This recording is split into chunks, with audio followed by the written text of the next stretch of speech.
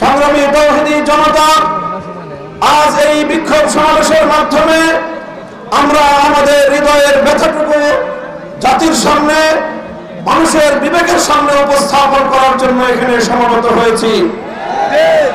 আমরা স্পষ্ট ভাষায় বলতে চাই, এটা আমাদের বুঝতে কোনো কষ্ট হচ্ছে না যে আজকে সুপরিকল্পিতভাবে একটি সাম্প্রদায়িক উস্কানির মাধ্যমে বাংলাদেশে সাম্প্রদায়িক দাঙ্গা বাঁধানোর পরিকল্পিত পায়তারা চালানো হচ্ছে। শহীদ সাইফুল ইসলাম আলিফের হত্যাকাণ্ডের ঘটনা নির্মম, শুধু বর্বর নয় বরং ঘৃণ্য এক হত্যাকাণ্ড। প্রকাশ্য দিবালোকে আদালত চত্বরে একটি সন্ত্রাসী সংগঠনের সশস্ত্র সন্ত্রাসীরা একজন তরুণ আইনজীবী সরকারি কর্মকর্তাকে টেনে হিচড়ে নিয়ে হত্যা করবে, এরকম বর্বরতার দৃশ্য দেখার জন্য বাংলাদেশ প্রস্তুত নয়। বাংলাদেশ আজ অগ্নিগর্ভ, বাংলাদেশের প্রতিটি মানুষের হৃদয়ে আজ রক্তক্ষরণ হচ্ছে। বাংলাদেশের অন্তর্বর্তীকালীন সরকারকে আমরা বলতে চাই, মানুষের এই ক্ষোভ, মানুষের হৃদয়ের রক্তক্ষরণকে আপনারা বুঝবার চেষ্টা করুন এবং যে সকল হত্যাকারী হিসেবে চিহ্নিত ঘাতকদেরকে গ্রেফতার করা হয়েছে তাদেরকেই শুধুমাত্র বিচারের আওতায় আনলে চলবে না। আমাদের স্পষ্ট দাবি হলো, এই ঘটনার নেপথ্যে যারা রয়েছে সেই নেপথ্য খুনিদেরকে বের করে মুখোশ উন্মোচন করতে হবে, তাদেরকেও বিচারের আওতায় আনতে হবে। শহীদ আলিফ হত্যাকাণ্ডের জন্য ইস্কনের স্পষ্ট মদতদাতা খুনি শেখ হাসিনাকে আসামি করে তার লেসপন্দকদের বিরুদ্ধে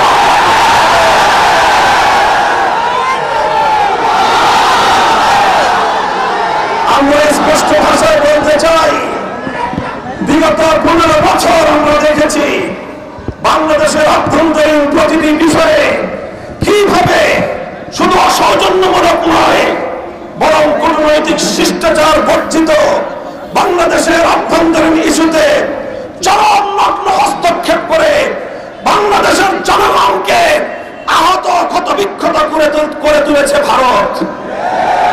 আমরা ভারত রাষ্ট্রের বাংলাদেশ নীতির তীব্র সমালোচনা করছি।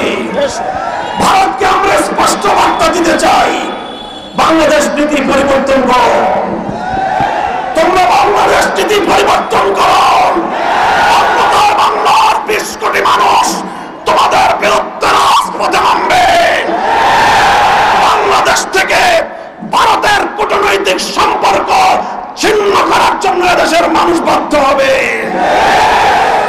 আমরা স্পষ্ট ভাষায় বলতে চাই, আইন শৃঙ্খলা রক্ষাকারী বাহিনীকে আমরা বলতে চাই, চিন্ময় কৃষ্ণ দাস তার তৎপরতার দ্বারা কথা দিবালোকের নয় পরিষ্কার, সে ভিনদেশী গুপ্তচর হিসেবে ভূমিকা পালন করছিল। বারবার সে তার সেই প্রভুর দেশে গিয়ে সেখান থেকে নির্দেশনা নিয়ে এসে বাংলাদেশের অভ্যন্তরে নৈরাজ্য সৃষ্টি করবার পায়তারা চালিয়েছে। দিনের পর দিন, মাসের পর মাস প্রশ্রয়ে আশ্রয় থেকে ভারত এবং আওয়ামী লীগের যৌথ প্রযোজনায় ইসকন তৈরি করা হয়েছে। এই ইসকনকে নিষিদ্ধ করার মধ্য দিয়ে আওয়ামী লীগ এবং ভারতকে স্পষ্ট বার্তা দিতে হবে, বাংলাদেশ তোমাদের ষড়যন্ত্রের কাছে মাথা নত করবে না। আমরা রক্ত দেব, আমরা জীবন দেব, আমরা লড়াই করব, বাংলাদেশের গৌরব রক্ষা করব, রক্ষা করব।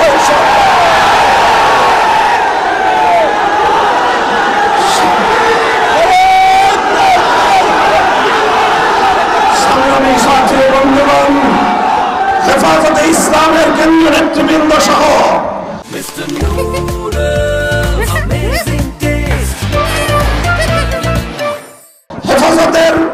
হেফাজতের প্রতিনিধি দল শহীদ সাইফুল ইসলাম আলিফের কবর জিয়ারত করেছে। তার শোক সন্তপ্ত পরিবার পরিজনের পাশে দাঁড়িয়ে তাদের কাছে আমরা কথা দিয়ে এসেছি, আলিফ হত্যাকাণ্ডের বিচার বাংলাদেশে হবে। জন্য জীবন দিয়েছে।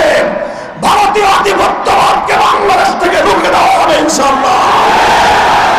ভারত যদি এখনো বাংলাদেশের মানুষের পালস বুঝতে ব্যর্থ হয়, বাংলাদেশের মানুষের বিপ্লবী ক্ষমতাকে যদি ভারত নেগলেক্ট করবার চেষ্টা করে, অসম্মান করবার চেষ্টা করে, ভারত তুমি খামখাম হয়ে যাবে, টুকরো টুকরো হয়ে যাবে। পার্শ্ববর্তী কোন একটি দেশের সঙ্গে তুমি সুসম্পর্ক রক্ষা করতে পারোনি। প্রতিটি রাষ্ট্রের অভ্যন্তরীণ বিষয়ে হস্তক্ষেপ করে তুমি সার্ক অঞ্চল থেকে তুমি একঘরে হয়ে গিয়েছ। তোমার পাশে কোন দেশ নাই। চারপাশ থেকে আমরা ক্ষুদ্র শক্তিগুলো যদি তোমার হাত পা নাক চেপে ধরি, তুমি দম নিতে পারবে না, নিঃশ্বাস নিতে পারবে না। বাংলাদেশের বুকের উপর দিয়ে তোমার সেবাদাসীকে বসিয়ে তুমি একতরফাভাবে একটার পর একটা চুক্তি করে বাংলাদেশ বিরোধী সকল স্বার্থকে ধ্বংস করে একতরফা ভারত সকল স্বার্থ নিয়ে গিয়েছে। বাংলাদেশের বিরুদ্ধে ভারতের বিগত 15 বছরের সকল ষড়যন্ত্রকে আমরা নিন্দা জানাই এবং আবারও স্পষ্ট ভাষায় ভারতকে বাংলাদেশ নীতি পরিবর্তনের আহ্বান জানাই। আমি বলতে চাই, পলাতক শেখ হাসিনা, ফ্যাসিবাদী শেখ হাসিনা, খুনি শেখ হাসিনা অসংখ্য অগণিত খুন এবং হত্যাকাণ্ডের আসামি। বাংলাদেশের বন্ধু রাষ্ট্রের দাবি করে তুমি বাংলাদেশের এই খুনি আসামিকে মাসের পর মাস তুমি প্রশ্রয় দিচ্ছ। আবার এখন তোমার ঘরে বসে সে বাংলাদেশের ইসকনের পক্ষে সাফাই গায়। বাংলাদেশের মানুষকে এতটা দুর্বল ভাবলে ভুল করবে ভারত। অতীতে আমাদের অনেক ঐতিহ্য রয়েছে, ইতিহাস রয়েছে। আমরা ছোট হতে পারি, আমরা ভীরু কাপুরুষের দল নই। যদি আমাদের উপর যুদ্ধ চাপিয়ে দাও, যদি আমাদেরকে এভাবেই তুমি একতরফা হত্যা করবার চেষ্টা করো, যদি আমার জনপদকে আমার ভাইয়ের রক্ত দিয়ে যদি তুমি রঞ্জিত করো, তাহলে আমরা তোমার বিরুদ্ধে প্রতিরোধ করে তুলবো। আমরা সংগ্রামী সাথী ও বন্ধুগণ, হেফাজতে ইসলাম বাংলাদেশ দেশের সকল ধর্মপ্রাণ মুসলমানদের প্রতি উদাত্ত আহ্বান জানাচ্ছে। শহীদ সাইফুল ইসলাম আরিফের হত্যাকাণ্ড আমাদেরকে স্পষ্ট বার্তা দিচ্ছে। এই হত্যাকাণ্ডের মাধ্যমে বাংলাদেশে নৈরাজ্য সৃষ্টি করে রক্তের হোলি খেলা খেলানো, এটাই হলো বাংলাদেশ বিরোধী শক্তির অভিন্ন টার্গেট। কাজেই তাদের এই ষড়যন্ত্রের পাতা ফাঁদে আমরা পা দেব না। আমরা কোনোভাবেই সহিংস কোনো কর্মসূচি পালন করবো না। শান্তিপূর্ণ ভাবে টেকনাফ থেকে তেঁতুলিয়ায় আমরা তীব্র প্রতিবাদ এবং প্রতিরোধ আন্দোলন গড়ে তুলব। শান্তি হবে আমাদের হাতিয়ার, ধৈর্য হবে আমাদের সৌন্দর্য। শেষ মুহূর্ত পর্যন্ত আমরা ধৈর্য ধারণ করব। আমরা রাষ্ট্রকে বলবো, সরকারকে বলবো, চিন্ময় কৃষ্ণ দাসকে ভালোভাবে রিমান্ডে নিয়ে জিজ্ঞাসাবাদ করে বাংলাদেশ বিরোধী ষড়যন্ত্রের তথ্যগুলো তার কাছ থেকে আপনারা উদ্ধার করুন। শেখ হাসিনা তাকে কত টাকা দিয়ে তার সন্ত্রাসী বাহিনীকে দেশের বিরুদ্ধে লেলিয়ে দিয়েছে সে তথ্য উদ্ঘাটন করুন। ভারত তাকে বাংলাদেশের অখণ্ডতা ধ্বংস করবার জন্য কিভাবে উস্কানি দিয়েছে, কি তাকে মন্ত্র দিয়ে বাংলাদেশে বারবার পাঠাচ্ছে, সেই তথ্যগুলো উদ্ঘাটন করে জাতির সামনে আপনারা বাংলাদেশ বিরোধী সকল অপশক্তির মুখোশ উন্মোচন করে দিন। সংগ্রামী সাথী ও বন্ধুগণ, সর্বশেষ আমাদের দাবি হলো শহীদ সাইফুল ইসলাম আরিফ হত্যাকাণ্ডের জন্য প্রত্যক্ষ এবং পরোক্ষভাবে যারা যারা জড়িত অনতিবিলম্বে তাদেরকে আইনের আওতায় এনে দৃষ্টান্তমূলক শাস্তির ব্যবস্থা করতে হবে।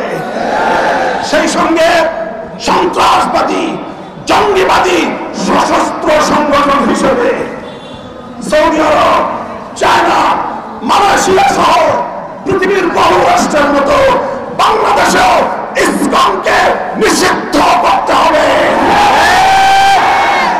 আমার পূর্ববর্তী বক্তারা বলেছেন, আওয়ামী বিরোধী আন্দোলনের সারির সম্মুখ কাতারের কোন কোন রাজনৈতিক দলের নেতারা মায়া কান্না কাঁদেন।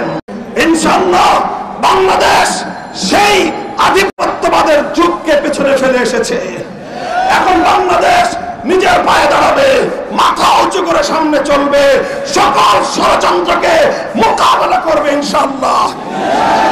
ইসকনকে স্পষ্ট ভাষায় দাবি আমাদের নিষিদ্ধ করতে হবে। যদি এই দাবি আদায়ে সরকার অথবা বিচার বিভাগ যদি গড়িমসি করে, হেফাজতে ইসলাম বৃহত্তর কর্মসূচি দিতে বাধ্য হবে। আমাদেরকে সে পথে যেতে আপনারা বাধ্য করবেন না, সেই আশাবাদ ব্যক্ত করে বক্তব্য শেষ করছি। আগামী দিনের সংগ্রাম এবং যে কোনো উত্তাল সময়ে পাশে থাকবার দত্ত আহ্বান জানিয়ে আলহামদুলিল্লাহ রাব্বিল আলামিন। আসসালামু আলাইকুম ওয়া রাহমাতুল্লাহ।